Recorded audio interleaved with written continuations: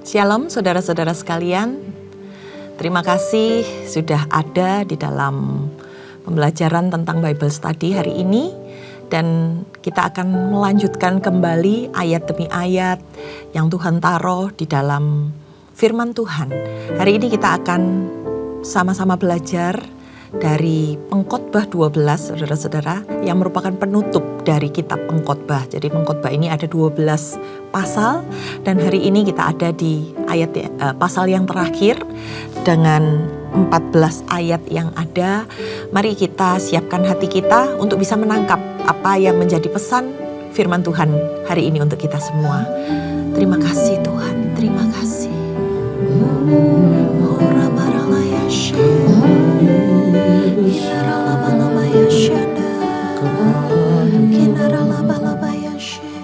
Kami datang sendiri di hadapan-Mu, yang kami mohon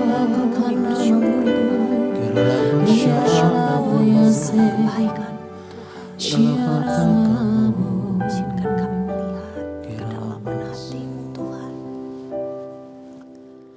mataku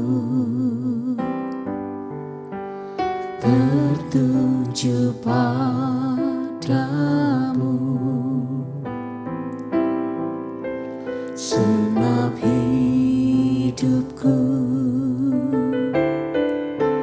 ku serahkan padamu. Bimbing aku masuk rencana-Mu untuk membesarkan kerajaan-Mu.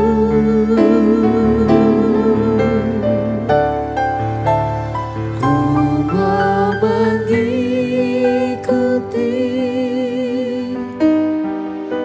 kehendak-Mu ya Bapa. Ku mau selalu menyenangkan hati-Mu.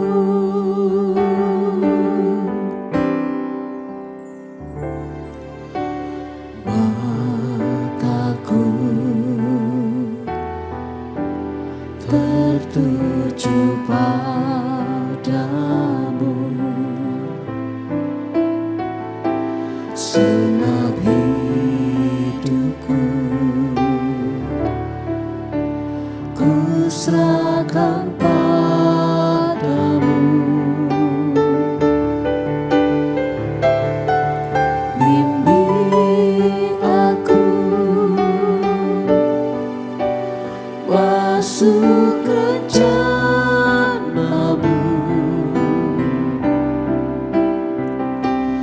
untuk membesarkan kerajaan-Mu.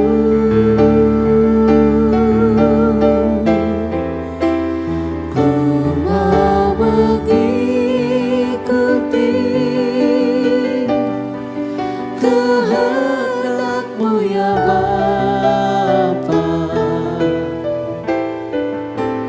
Ku mau selalu menyenangkan hati-Mu. Ku mau mengikuti kehendak-Mu ya Bapa. Ku mau selalu menyenangkan hati-Mu. Ku mau mengikuti kehendak-Mu ya Bapa. Ku mau selalu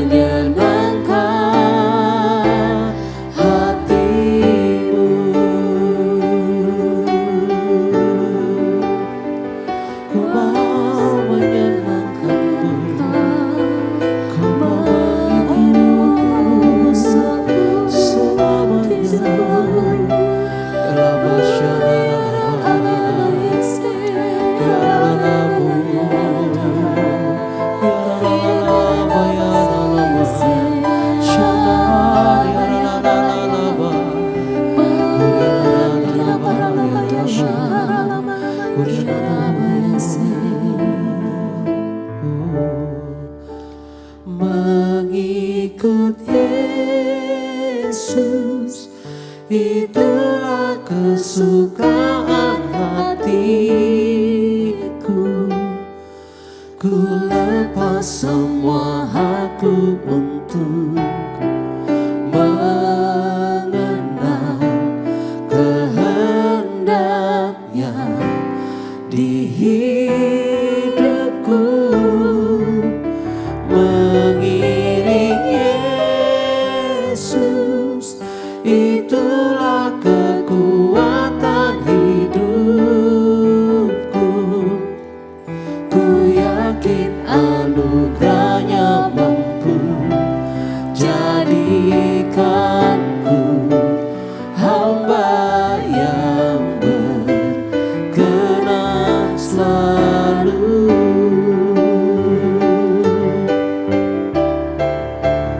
Mengikut Yesus, itulah kesukaan hatiku.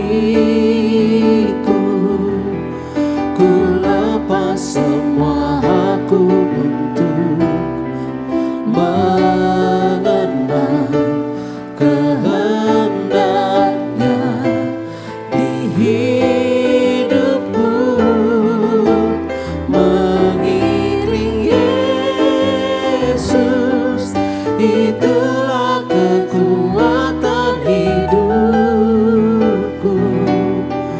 Ku yakin anugerahnya mampu jadikanku hamba yang berkenan selalu.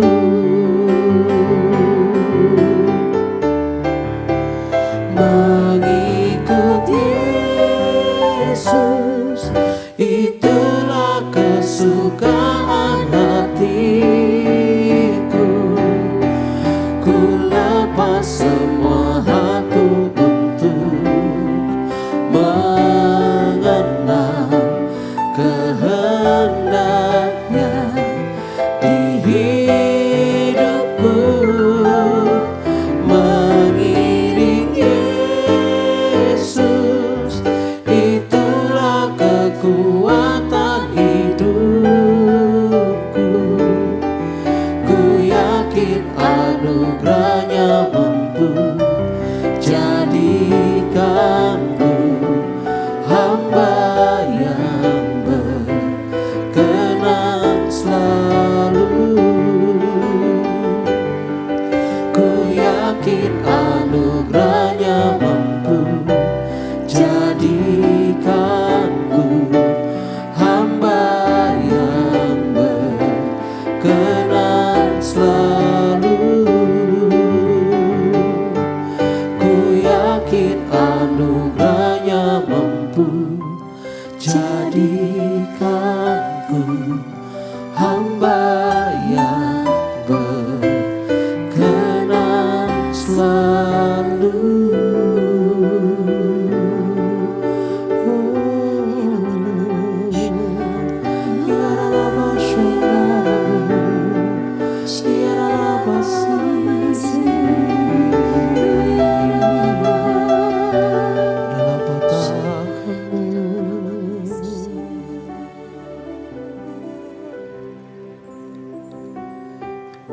Ingatkan setiap kami ya Tuhan, di setiap hari-hari kami, bahwa mata Tuhan tertuju kepada orang-orang benar yang melakukan segala kehendak-Mu di dalam kehidupannya. Dan biar kami ya Tuhan bisa menjadi pelaku-pelaku firman-Mu. Dari sana jalan-jalan kami dituntun oleh Tuhan, langkah-langkah kami ditetapkan oleh Tuhan. Dan kami percaya ya Tuhan, tujuan yang akan kami tuju semuanya baik di dalam nama-Mu. Terima kasih ya Tuhan, kami mau siapkan hati kami untuk boleh ditaburi firman Tuhan. Kami mau siapkan telinga kami ya Tuhan, untuk bukan hanya mendengar, tetapi merenungkan dan melakukannya ya Tuhan. Untuk hidup kami hari demi hari semakin berkenan di hadapan-Mu. Hanya di dalam nama Tuhan Yesus. Amin. Saudara-saudara, hari ini kita melanjutkan Pengkhotbah 11. Jadi Pengkhotbah 12 ini sebuah perikop yang sama dengan Pengkhotbah 11 akhir. Jadi tetap memberikan nasihat untuk pemuda dan pemudi supaya berjaga-jaga ketika Tuhan berikan kesempatan di fase ini, supaya kita bisa dengar-dengaran sama Tuhan dan supaya kita bisa menjaga langkah kaki kita untuk bisa melakukan kehendak Tuhan, bukan hanya terpaut dengan apa yang kita lihat di dunia ini, apa yang ingin kita rasakan dalam kehidupan ini, tetapi mencari makna yang sesungguhnya yang Tuhan kehendaki untuk kita masing-masing jalani. Mari kita baca di dalam ayatnya yang pertama. Pengkhotbah 12 ayat yang pertama. Ingatlah penciptamu, ingatlah akan penciptamu pada masa mudamu. Sebelum tiba hari-hari yang malang dan mendekat tahun-tahun yang kau katakan, tidak ada kesenangan bagiku di dalamnya. Nah, saudara-saudara, ketika kita lihat peringatan di ayat yang pertama ini, kita diingatkan untuk senantiasa mengingat Tuhan kita. Peringatan untuk tidak menghabiskan masa muda, usia produktif dengan kesia-siaan. Karena nanti endingnya adalah ketika kita di masa tua dan sudah tidak bisa melakukan apapun. Nah, di awal ayat yang pertama ini diingatkan, jangan menghabiskan masa mudamu dengan kesia-siaan. Ingatlah kepada Tuhan yang menciptakan kamu. Ingatlah kepada tujuan yang Tuhan taruh. Tuhan titipkan buat setiap kita. Apa yang harus kita kerjakan sampai selesai. Sesuai dengan rencananya Tuhan. Kita boleh memiliki segala rencana, saudara-saudara.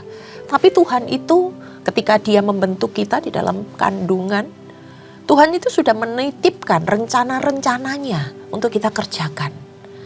Nah, ketika kita ada, ketika kita menikmati segala sesuatunya, ingat, jangan sampai kesenangan, harapan, tujuan yang kita kerjakan itu gak sesuai sama apa yang Tuhan mau. Dimana mungkin kita hanya berusaha untuk memuaskan daging kita tanpa mencari apa yang Tuhan mau, apa yang Tuhan senangi. Sehingga kita gak bisa menyelesaikan bagian kita. Dalam menikmati hidup di masa muda, ingatlah bahwa suatu ketika kita akan ada di penghujung hidup kita, yaitu kematian. Dan ketika itu jangan sampai kita menyesal karena kita terlambat untuk mempersiapkannya. Atau jangan sampai kita merasa bahwa saya sudah mempersiapkan dengan baik kehidupan saya. Tetapi kenapa kok endingnya seperti ini? Itu bukan apa yang kita rasakan. Tetapi kita tahu bahwa Tuhan turut bekerja sekalipun dalam hal-hal yang tidak baik. Sehingga hati kita tetap bersuka cita. Hati kita tetap senantiasa bersyukur. Dan pertolongan dari Tuhan itu akan senantiasa disediakan buat orang yang hidupnya berkenan kepada Tuhan. Karena kata hari-hari malang yang mendekat itu bisa diartikan ketika kita sudah melewati masa produktif kita dan kita masuk di dalam usia senja kita. Yang seolah-olah kita gak bisa ngapa-ngapain, perasaan kita hampa, dan segala pencapaian kita yang kita lewati salah, saudara-saudara. Karena apa? Gak sesuai sama apa yang jadi maunya Tuhan. Sehingga yang kita sesali hanya, kenapa aku menghabiskan waktu masa mudaku dengan hal-hal yang sia-sia. Sehingga pengkhotbah mengingatkan di sini. Tidak ada kesenangan bagiku di dalamnya. Bukan artinya di dalam kehidupan kita ini gak ada kesenangan. Tapi bagaimana kita bisa mengelola waktu dengan baik. Diingatkan buat setiap orang-orang yang masih bisa menjalankan kehidupannya. Yang masih bisa bekerja, masih bisa melakukan segala sesuatu. Ingat Tuhan. Ayat ini sangat merema ketika saya mempersiapkan pengkhotbah 12 ini. Ini mengingatkan saya untuk hati-hati dalam melakukan segala apapun. Karena at the end kita pasti akan melewati akhir hidup kita. Dan jangan sampai kita bilang tidak ada kesenangan bagiku di dalamnya. Tapi ketika kita berpulang, hendaknya kita bisa berpulang dengan sukacita. Karena kita bisa berkata pada Tuhan, I'm done and I'm finished. Di ayat yang kedua saudara-saudara, sebelum matahari dan terang, bulan dan bintang-bintang menjadi gelap, dan awan-awan datang kembali sesudah hujan. Di ayat yang kedua ini dipakai lagi sebuah lambang-lambang, berbagai lambang-lambang atas segala situasi. Ini menjelaskan apa? Keadaan yang sebenarnya. Matahari, terang, bulan dan bintang menjadi gelap. Awan-awan sesudah hujan ini menjelaskan bahwa situasi akibat mungkin bencana, kemalangan yang menggambarkan bahwa nantinya kita itu diperhadapkan dengan sebuah pengadilan atau penghukuman. Jadi kita mesti ingat ketika kita masih ada di dalam terang, ketika kita masih bisa melakukan yang terbaik, ketika terang itu ada, yuk kita lakukan semaksimal mungkin supaya jangan sampai ketika bencana atau kemalangan itu hadir dan kehidupan kita menjadi gelap, kita belum bisa menyelesaikan apapun di dalam kehidupan kita. Di ayat yang ketiga saudara-saudara, pada waktu penjaga-penjaga rumah gemetar dan orang-orang kuat membungkuk dan perempuan-perempuan penggiling berhenti karena berkurang jumlahnya, dan yang melihat dari jendela menjadi kabur. Waktu saya lihat ayat ini maksudnya apa ya? Karena di situ disebut ada penjaga-penjaga rumah, orang-orang yang menjaga rumah dikatakan gemetar. Orang-orang yang kuat itu sampai membungkuk saudara-saudara. Dan dikatakan perempuan-perempuan penggiling itu berhenti melakukan tugasnya. Ini ternyata menggambarkan keadaan ketika semua orang sedang melakukan aktivitasnya masing-masing, tapi sedang mengalami kejadian yang tidak baik. Sampai membuat gemetar, sampai membuat membungkuk, sampai berhenti. Ini ada sesuatu yang menyeramkan yang mereka lihat. Bagaimana apa yang menjadi aktivitas mereka itu menjadi kabur atau enggak baik. Nah, ini kita bahas lagi di ayat yang keempat. Dan pintu-pintu di tepi jalan tertutup dan bunyi penggilingan menjadi lemah dan suara menjadi seperti kicauan burung. Jadi hanya terdengar kicauan burung dan semua penyanyi perempuan tunduk. Ini efek lainnya saudara-saudara dari apa yang dijelaskan di ayat yang ketiga. Efek lain dari keadaan yang gak baik itu pintu-pintu di tepi jalan gak ada yang terbuka, tapi semua tertutup. Lalu bunyi penggilingan itu harusnya kan kenceng ya saudara-saudara. Itu jadi lemah karena dikatakan melemah. Dan suara-suara itu jadi gak jelas, cuman terdengar kicauan-kicauan burung. Bahkan penyanyi pun sedang tertunduk. Hal yang digambarkan dengan sukacita menyanyi, dia menjadi tertunduk. Lah kebayang gak saudara-saudara, kejadian apa yang menyertai keadaan ini? Lalu saya keinget, ini ibarat seperti kemarin kita ada pandemi COVID yang melanda dunia. Gambarannya seperti ini kira-kira. Semuanya terhenti. Bahkan orang yang tadinya kuat, orang yang tadinya perkasa, hari itu berhenti. Orang-orang yang tadinya bersukacita, saat itu semuanya sunyi. Sebuah keadaan atau kondisi yang gak baik. Kita lanjutkan di ayat yang kelima. Juga orang menjadi takut tinggi dan ketakutan ada di jalan. Pohon badam berbunga, belalang menyeret dirinya dengan susah payah, dan nafsu makan tidak dapat dibangkitkan lagi. Karena manusia pergi ke rumahnya yang kekal dan peratap-peratap berkeliaran di jalan. Nah, di ayat yang kelima ini saudara-saudara semakin jelas ya. Itu menggambarkan suasana perkabungan massal. Perkabungan di mana ada banyak hal yang terhenti karena ada yang berpulang. Karena manusia pergi ke rumahnya yang kekal. Sehingga peratap itu orang yang datang di rumah duka itu ada berkeliaran di jalan-jalan. Ini menceritakan tentang upacara pengantaran jenazah ke pemakaman. Itulah yang menyebabkan semua aktivitas terhenti. Ketika saya dapat gambaran ini dari Tuhan bahwa ini seperti ketika kita menghadapi pandemi COVID kemarin anakku. Bagaimana segala sesuatunya yang tadinya begitu luar biasa kita jalani, tiba-tiba terhenti. Yang kita saksikan, kalau saya ingat saudara-saudara, setiap berapa menit sekali bunyi ambulan itu selalu lewat di depan rumah saya. Dan bagaimana orang-orang menangis, orang-orang menjerit di tengah perkabungan-perkabungan yang sepi. Karena di jalanan gak ada orang. Nah ini menceritakan tentang bagaimana suasana perkabungan yang akan mengakhiri kehidupan setiap manusia. Kita lanjutkan di ayat yang ke-6.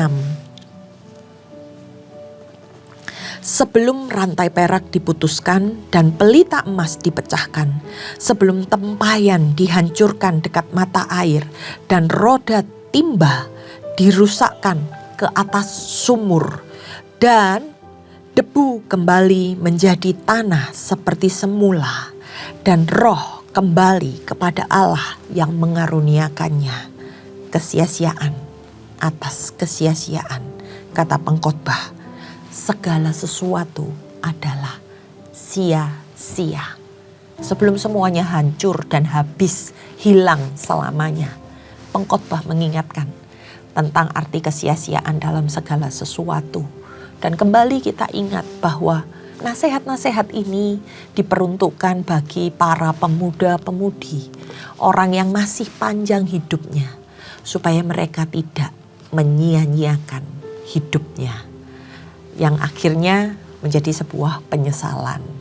Nah ini yang bisa disampaikan untuk closing dari nasihat bagi pemuda-pemudi. Dan kemudian di dalam perikop selanjutnya, ini adalah sebuah perikop penutup saudara-saudara. Akhir kata dari kitab pengkhotbah. Kita baca di ayat yang ke-9.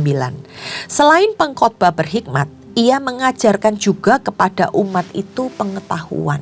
Dari hikmat itu keluar sebuah pengetahuan. Ia menimbang, menguji, dan menyusun banyak amsal. Nah ini sedang berbicara apa saudara-saudara? Dia pengkhotbah ini yang menulis segala sesuatunya. Dia memiliki hikmat, karena hikmat itu sangat berharga. Mulai dari zaman dulu maupun sampai zaman sekarang ini saudara-saudara. Ketika hikmat itu ada di dalam kehidupannya, dia mengajarkan sebagai sesuatu pengetahuan buat orang-orang lain. Supaya orang-orang mengetahui ada hal-hal yang harus membuat kita berhati-hati. Ada hal-hal yang perlu kita pelajari. Ada hal-hal yang perlu kita lakukan. Nah sebelum dia melakukan ini semua, pengkhotbah ini sudah menimbang apa yang harus disampaikan, benar apa enggak.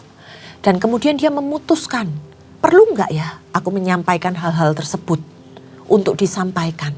Dan kemudian dia menguji tentang segala sesuatu yang disampaikan oleh pengkhotbah. Sehingga dia menyusun sebagai sebuah amsal yang mengingatkan dan yang menasehati setiap jemaat Tuhan bahkan sampai hari ini. Di ayat yang ke-10 saudara-saudara, pengkhotbah berusaha mendapat kata-kata yang menyenangkan dan menulis kata-kata kebenaran secara jujur. Nah kata-kata yang menyenangkan ini bisa diartikan sebagai kata-kata yang benar. Kata-kata yang dapat dipercaya kebenarannya. Karena pada dasarnya gak semua orang itu berkenan untuk ditegur. Gak semua orang mau mendengar nasihat-nasihat. Gak semua orang mau melakukan apa yang disebut dengan hikmat ini. Jadi kata-kata hikmat itu semestinya belum tentu menyenangkan buat semua orang. Tapi pada dasarnya saudara-saudara, kata-kata hikmat ini menyatakan sebuah kebenaran. Berproses melalui kejujuran ketika dia melewatinya. Sesuatu yang pernah dialami dalam kehidupan orang yang menjalaninya. Dan dia sudah berhasil melewati. Untuk itu dia berhikmat, dan dia berusaha untuk mengungkapkannya supaya bisa menjadi pengetahuan dan pelajaran bagi orang-orang yang ada di sekitarnya ataupun orang-orang yang membaca kitab pengkhotbah ini. Nah, di ayat yang ke-11 kita baca, kata-kata orang berhikmat seperti kusa dan kumpulan-kumpulannya seperti paku-paku yang tertancap diberikan oleh satu gembala. Kusa itu sesuatu yang runcing dan tajam, saudara-saudara, artinya. Jadi kata-kata yang berhikmat ini seperti kusa atau dikatakan paku-paku yang tertancap, sesuatu yang runcing, yang tajam ujungnya. Yang disampaikan oleh seorang pemimpin, seorang gembala yang berusaha untuk mengingatkan, untuk mengembalikan orang-orang yang ada di bawahnya. Dengan kata-kata yang benar, kata-kata yang menguatkan, kata-kata yang menginspirasi. Dan di akhir pengkhotbah, lagi pula anakku waspadalah.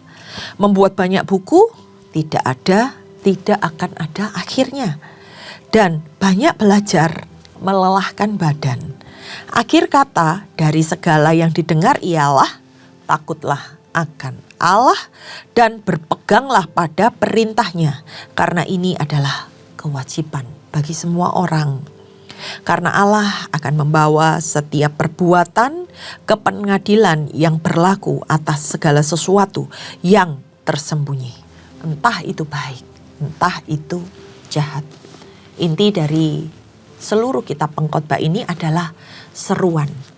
Supaya kita yang masih hidup, supaya kita yang masih produktif ini hidup takut akan Allah. Karena takut akan Allah ini, saudara-saudara, gak cuma sekedar kita takut sama Tuhan, tapi kita tetap melakukan sesuatu yang salah. Kita tetap melakukan dosa. Takut akan Allah di sini harus disertai dengan perbuatan-perbuatan yang benar. Di situ terang Tuhan itu bekerja ketika kita bisa menerangi orang lain, ketika orang lain bisa diingatkan, memperoleh hikmat dari apa yang kita lakukan. Dan bukan hanya dari pengetahuan saja yang kita miliki. Tadi dikatakan kamu bisa nulis buku pun sia-sia kalau itu hanya tertuang tanpa dilakukan sebagai sebuah tindakan. Karena ingat, segala sesuatu, mau kita santai-santai, mau kita bekerja, kita itu akan menghadapi pengadilan Tuhan di akhir kehidupan kita. Nah, demikian saudara-saudara, pengkhotbah 1-12 berakhir, dan kiranya dari pembelajaran 12 pasal ini kita bisa menangkap hikmat dari sang penulis yang memiliki hikmat, yang berusaha menyampaikan peringatan-peringatan kepada kita. Jadi jangan diterima hanya sebatas kata-kata yang sulit, kata-kata kiasan, tapi ada makna di balik itu semua yang ternyata bisa diaplikasikan loh di dalam kehidupan kita yang sekarang. Ketika kita tadi melihat ya, bagaimana suasana perkabungan. Nah, baru kemarin itu kita lewati dalam masa pandemi. Dan itu ternyata terjadi, saudara-saudara. Untuk itu, hari ini kita diingatkan untuk kita berjaga-jaga. Hidup takut akan Tuhan bukan artinya kita seperti orang ketakutan. Hidup takut akan Tuhan, kita tahu batasan-batasan yang daripada Tuhan, dan kita hanya berusaha melakukan apa yang menyenangkan buat Tuhan. Mari kita tundukkan kepala, kita bersatu hati dan berdoa. Terima kasih Tuhan buat segala hikmat yang Kau taruh di dalam kehidupan kami hari ini.